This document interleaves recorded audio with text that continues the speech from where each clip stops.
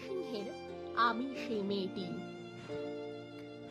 আমি সেই মেয়েটি, সেই মেয়ে যার জন্মের সময় কোনো শাঁখ বাজেনি, জন্ম থেকেই যে জ্যোতিষীর ছকে বন্দী, যার লগ্ন রাশি রাহু কেতুর দিশা খোঁজা হয়েছে না তার নিজের জন্য নয়, তার পিতার জন্য, তার ভাইয়ের জন্য, তার স্বামীর জন্য, তার পুত্রের জন্য।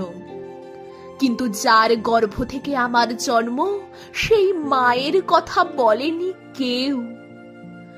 আমি সেই মেয়েটি, সেই মেয়েটি যে জন্ম থেকেই বিবাহের জন্য বলি প্রদত্ত, যার বাইরের চেহারা চোখ নাক মুখ ত্বক চুল রং নিয়েই দর কষাকষি, কালো না ফর্সা, খাদা না টিকালো, লম্বা না বেটে, খুঁতখুঁতে না টানা টানা, যার মাথার বাইরেটা নিয়ে সকলের ভাবনা, মাথার ভিতরটা নিয়ে কারো কোনো মাথা ব্যথা নেই। আমি সেই মেয়েটি যে ছোটবেলা থেকে শুনেছে জোরে জোরে কথা বলতে নেই, ছুটতে নেই, চেঁচাতে নেই, হাসতে নেই, এমনকি কাঁদলেও তা লুকিয়ে লুকিয়ে। আমি সেই মেয়েটি যাকে বলতে নেই খিদে পেয়েছে, ঘুম পেয়েছে, ইচ্ছা করছে না, ক্লান্ত লাগছে, আর পারছি না, আর পারছি না।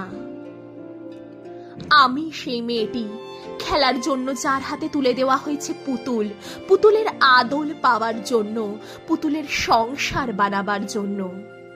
আমি সেই মেয়েটি যে গত কোনো শতাব্দীতে 5 বছর বয়সে মালা দিয়েছে গঙ্গা যাত্রীর গলায়, কুলীন ব্রাহ্মণের 365তম স্ত্রীর অন্যতমা হয়ে স্বামীর গরবে হয়েছি গরবিনী।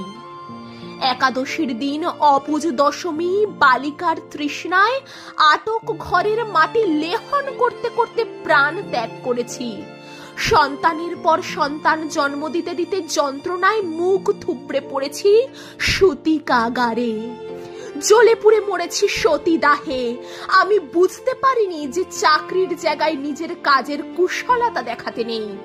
আমি বুঝতে পারিনি যে আমার প্রেমিককে তার প্রেমপত্রের বানান ভুলগুলো ধরিয়ে দেওয়াটাই আমার ভুল হয়েছিল।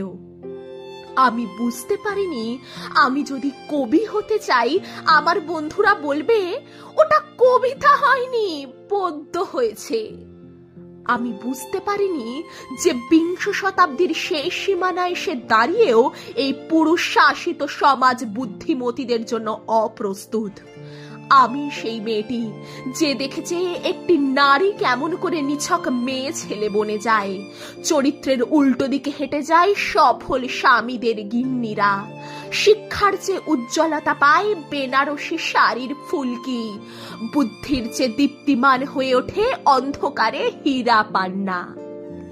আমি সেই মেয়েটি, জানেন, আমি সেই মেয়েটি যে জীবনের কয়েকটি বছর ভুলের পর ভুল পুনরূপী ভুল করে চলেছি। অন্ধকারের দিনে ফিরতে পারি না বলেই কি আমি অপমানের জ্বলন্ত কয়লার উপর থেকে হেঁটে যেতে চাই দুঃখের দিকে? আমি প্রণাম জানাই সেই প্রথম আগুনকে, যার নাম বর্ণ পরিচয়, সেই অগ্নি শুদ্ধ পরম্পরাকে, সেই সব পুরুষ রমণীকে যারা 19 শতাব্দীর অন্ধকারের হাতলে জ্ঞানের আলো জ্বালিয়ে এক জন্মে আমাকে জন্ম জন্মান্তরের দরজা খুলে দিয়েছে। আমি আজ প্রেমের জন্য ফেলে যাচ্ছি আরাম, শোকার্জিত সাকান্যের জন্য ফেলে যাচ্ছি কৃতদাসের চর্বচস্য, জেগে থাকার জন্য ফেলে যাচ্ছি ভাত ঘুম, যন্ত্রণার জন্য ফেলে যাচ্ছি সুখ, জ্ঞানের জন্য ফেলে যাচ্ছি অন্ধতা, আনন্দের জন্য ফেলে যাচ্ছি সাফল্য, অমৃতের জন্য ঐশ্বর্য। আমার হাতে জ্বলছে দিশারিতের শিক্ষার মহান আগুন। আমি সেই মেয়েটি। আপনারা নিজের দর্পণে দেখে আমাকে চিনুন, আমাকে চিনুন, আমাকে চিনুন।